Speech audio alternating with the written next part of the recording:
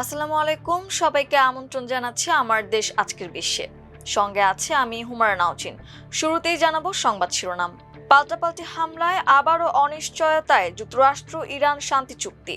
মাশহাদে খামেনিকে দাফনের আগে যুক্তরাষ্ট্রের হামলা, ট্রাম্প বিরোধী স্লোগানে উত্তাল ইরান। পাকিস্তানের 4 দিনের অভিযানে 54 বিচ্ছিন্নতাবাদী, 42 সেনা পুলিশ নিহত। গাজায় ইসরায়েলি হামলায় নিহত 8 ফিলিস্তিনি। হিজবুল্লাহ নিরস্ত্র না হওয়া পর্যন্ত লেবানন ছাড়বে না ইসরায়েল। পশ্চিমবঙ্গে ধর্মান্তরকরণের অভিযোগে গির্জায় হামলা, ক্ষুব্ধ খ্রিস্টান সম্প্রদায়। শুনছিলেন সংবাদ শিরোনাম, এবারে বিস্তারিত। যুক্তরাষ্ট্র ও ইরানের পাল্টাপাল্টি হামলার পর দুই দেশের সংঘাত আবারও নতুন মোড় নিয়েছে। গত 48 ঘন্টায় উভয় পক্ষই ড্রোন ও ক্ষেপণাস্ত্র দিয়ে একাধিক লক্ষ্য বস্তুতে হামলার দাবি করেছে। এতে যুদ্ধবিরতির ভবিষ্যৎ নিয়ে নতুন করে অনিশ্চয়তা তৈরি হয়েছে। বৃহস্পতিবার মার্কিন সংবাদ মাধ্যম সিএনএন-এর এক প্রতিবেদনে বলা হয়, গত এপ্রিলে দুই দেশে একটি নড়বড়ে যুদ্ধবিরতিতে সম্মত হওয়ার পর জুনে একটি সমঝোতা স্মারকে সই করেছিল, যার লক্ষ্য ছিল স্থায়ীভাবে সংঘাতের অবসান। তবে সাম্প্রতিক হামলার পর সেই উদ্যোগ বা শান্তি চুক্তি কার্যত ভেঙে পড়েছে। বর্তমানে যুক্তরাষ্ট্রের বাহিনী ইরানের উপকূলীয় বিভিন্ন এলাকায় ধারাবাহিক হামলা চালাচ্ছে। অন্যদিকে ইরানও কুয়েত ও বাহরাইনে অবস্থিত মার্কিন সামরিক ঘাঁটিগুলোর দিকে ক্ষেপণাস্ত্র ও ড্রোন হামলা চালিয়ে পাল্টা জবাব দিচ্ছে। বিশ্লেষকদের মতে হরমুজ প্রণালীতেও পরিস্থিতি এখনো অত্যন্ত উত্তেজনাপূর্ণ। সাম্প্রতিক হামলায় ইরানের সামুদ্রিক রুটে হুমকি সৃষ্টির সক্ষমতা পুরোপুরি নষ্ট করতে পারেনি। যদিও সর্বশেষ হামলাগুলোর তীব্রতা ফেব্রুয়ারিতে যুদ্ধ শুরুর সময়ের তুলনায় কিছুটা কম, তবুও শান্তি প্রক্রিয়া টিকিয়ে রাখা সম্ভব হবে কিনা তা নিয়ে মতভেদ রয়েছে। ইরানের প্রয়াত সর্বোচ্চ নেতা আয়াতুল্লাহ আলী খামেনির জানাজা অনুষ্ঠিত হওয়ার কথা যে শহরে, সেই মাশহাদে হামলা চালিয়েছে যুক্তরাষ্ট্র। এ হামলায় তেহরান মাশহাদ রেলপথ ক্ষতিগ্রস্ত হওয়ায় ট্রেন চলাচল ব্যাহত হয়েছে। বৃহস্পতিবার ইরানের রাষ্ট্রীয় গণমাধ্যম জানিয়েছে, মার্কিন হামলায় রেলপথটি লক্ষ্যবস্তুতে পরিণত হয়েছে। একই সঙ্গে দেশটির পররাষ্ট্র মন্ত্রণালয় জানিয়েছে, হামলায় 2টি সেতু ধ্বংস হয়েছে। এদিকে আয়াতুল্লাহ আলী খামেনির মরদেহবাহী বিমান দেশটির পূর্বাঞ্চলের পবিত্র শহর মাশহাদে পৌঁছেছে। এ সময় খামেনির দাফন অনুষ্ঠানকে কেন্দ্র করে মাশহাদ শহরে লাখ লাখ মানুষের ঢল নামে। এ সময় উপস্থিত জনতা মার্কিন প্রেসিডেন্ট ডোনাল্ড ট্রাম্পের ওপর প্রতিশোধ নেওয়ার জন্য স্লোগান দিতে থাকে। বিক্ষোভকারীদের অনেকের হাতে কিল ট্রাম্প, ট্রাম্পকে হত্যা করো লেখা প্ল্যাকার্ড ও খামেনির ছবি দেখা যায়। তারা চিৎকার করে বলতে থাকে, সর্বোচ্চ নেতার রক্তের কসম, ট্রাম্প, আমরা তোমাকে হত্যা করব।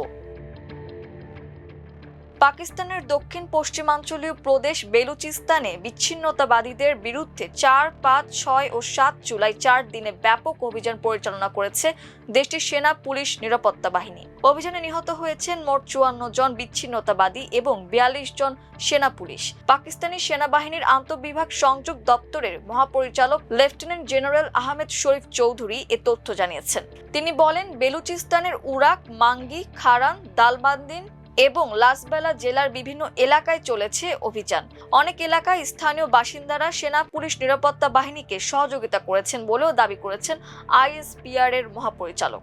লেফটেন্যান্ট জেনারেল আহমেদ শরীফ চৌধুরী বলেন, বেলুচিস্তানের এই 5 জেলার বেশ কয়েকটি এলাকায় অভিযান চালিয়েছে সেনা পুলিশ নিরাপত্তা বাহিনী এবং প্রতিটি এলাকায় নিরাপত্তা বাহিনীর সদস্যদের সঙ্গে বন্দুকযুদ্ধ হয়েছে বিচ্ছিন্নতাবাদীদের।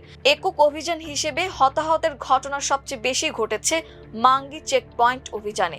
6 জুলাইয়ের সেই অভিযানে বিচ্ছিন্নতাবাদীদের সঙ্গে ব্যাপক বন্দুকযুদ্ধ হয়েছে সেনাবাহিনী ও পুলিশ সদস্যদের। 54 জন বিচ্ছিন্নতাবাদী নিহত হয়েছেন। তাদের প্রায় অর্ধেক অর্থাৎ 26 জনে নিহত হয়েছেন মাঙ্গি চেক পয়েন্টের সংঘাতে। অপরদিকে নিরাপত্তা বাহিনীর 27 জন নিহত হয়েছেন সেই অভিযানে। এই নিহতরা সবাই বেলুচিস্তান পুলিশের সদস্য ও কর্মকর্তা। গাজা উপত্যকা জুড়ে গত 24 ঘন্টায় ইসরায়েলি বাহিনীর নতুন করে চালানো হামলায় অন্তত 8 জন ফিলিস্তিনি নিহত এবং 17 জন আহত হয়েছেন। ফিলিস্তিনের স্বাস্থ্য মন্ত্রণালয় জানিয়েছে, তীব্র বোমাবর্ষণের কারণে উদ্ধারকারী ও সিভিল ডিফেন্সের দলগুলো ধ্বংসস্তূপের নিচে চাপা পড়ে থাকা বা রাস্তায় পড়ে থাকা অন্যান্য হতাহতদের কাছে পৌঁছতে পারছে না। ফলে নিহতের সংখ্যা আরও বাড়ার আশঙ্কা করা হচ্ছে। প্রতিবেদনে বলা হয়েছে, গত বছরের অক্টোবর মাসে আন্তর্জাতিক মধ্যস্থতায় যুদ্ধবিরতি চুক্তি কার্যকর হওয়ার পর থেকেই ইসরায়েলি দখলদার বাহিনী ক্রমাগত তা লঙ্ঘন করে আসছে। চুক্তি কার্যকরের পর থেকে এ পর্যন্ত ইসরায়েলের সামরিক অভিযানে অন্তত 1092 জন ফিলিস্তিনি নিহত এবং 3507 জন আহত হয়েছেন। লেবানন থেকে ইসরায়েলি সেনা প্রত্যাহারের বিষয়ে মার্কিন প্রেসিডেন্ট ডোনাল্ড ট্রাম্পের বক্তব্য প্রত্যাখ্যান করেছেন ইসরায়েলের প্রতিরক্ষা মন্ত্রী ইসরায়েল কাটস। তিনি বলেছেন, হিজবুল্লাহ সম্পূর্ণ নিরস্ত্র না হওয়া পর্যন্ত ইসরায়েলি বাহিনী লেবাননে অবস্থান করবে। বৃহস্পতিবার সংবাদ মাধ্যম আল জাজিরার এক প্রতিবেদনে এ তথ্য জানা গেছে। কাটস বলেন, লেবাননে প্রবেশের জন্য আমরা কারো অনুমতি চাইনি, সেখানে থাকার জন্য আমাদের কোনো অনুমতির প্রয়োজন নেই। গ্যালিলির বাসিন্দা ও ইসরায়েলি নাগরিকদের নিরাপত্তা নিশ্চিত করা আমাদের অধিকার এবং দায়িত্ব। কাটস আরও বলেন, প্রধানমন্ত্রী বেনিয়ামিন নেতানিয়াহু এবং আমি স্পষ্ট করেছি, লেবাননের সর্বত্র হিজবুল্লাহকে নিরস্ত্র করা এবং উত্তরাঞ্চলের বাসিন্দাদের ওপর থেকে হুমকি দূর না হওয়া পর্যন্ত আমরা লেবাননের নিরাপত্তা অঞ্চলে অবস্থান করব এবং প্রয়োজন অনুযায়ী সেখান থেকে অভিযান চালিয়ে যাব। ভারতের পশ্চিমবঙ্গের সোনারপুর এলাকার সুভাষ গ্রামের বুড়ি বটতলায় একটি নির্মাণাধীন গির্জায় ভয়াবহ হামলা ও ভাঙচুর চালানোর অভিযোগ উঠেছে। প্রায় 100 জনের সংঘবদ্ধ একটি দল গির্জার দরজা ভেঙে ভেতরে ঢুকে সদ্য নির্মিত দুটি পিলারের ক্ষতি করে এবং মই দিয়ে টিনের ছাদে উঠে 3টি ক্রুশ ভেঙে ফেলে বলে অভিযোগ।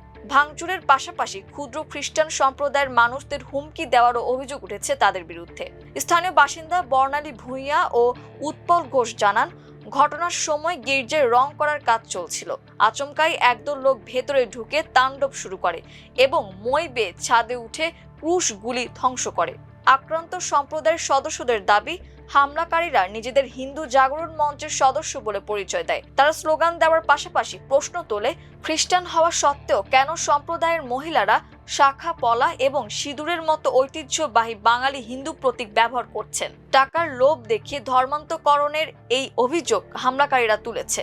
তা সরাসরি খারিজ করে চম্পা বলেন, আমরা অত্যন্ত দরিদ্র পরিবার, মানুষকে প্রলুব্ধ করার মতো এত টাকা আমাদের কাছে কোথা থেকে আসবে।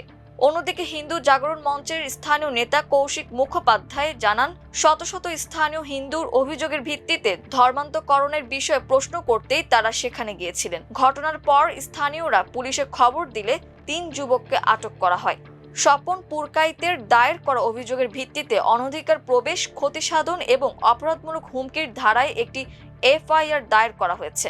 বারুইপুর পুলিশ জেলার এক আধিকারিক জানিয়েছেন, ঘটনার তদন্ত চলছে এবং বর্তমানে পরিস্থিতি শান্ত রয়েছে। এই ঘটনার প্রতিবাদে বঙ্গীয় খ্রিস্টীয় পরিষেবার প্রতিষ্ঠাতা এবং খ্রিস্টান সম্প্রদায়ের নেতা হেরত মল্লিক জানিয়েছেন, ঘটনাস্থলে একটি প্রতিনিধি দল পাঠানো হয়েছে। আগামী 14 জুলাই একটি প্রতিবাদ সমাবেশের ডাক দেওয়া হয়েছে এবং রাজ্যপালের কাছে একটি স্মারকলিপি জমা দেওয়া হবে। দর্শক, এই ছিল আমার দেশ আজকের বিশ্বে। এতক্ষণ আমাদের সঙ্গে থাকার জন্য অসংখ্য ধন্যবাদ। আল্লাহ হাফেজ।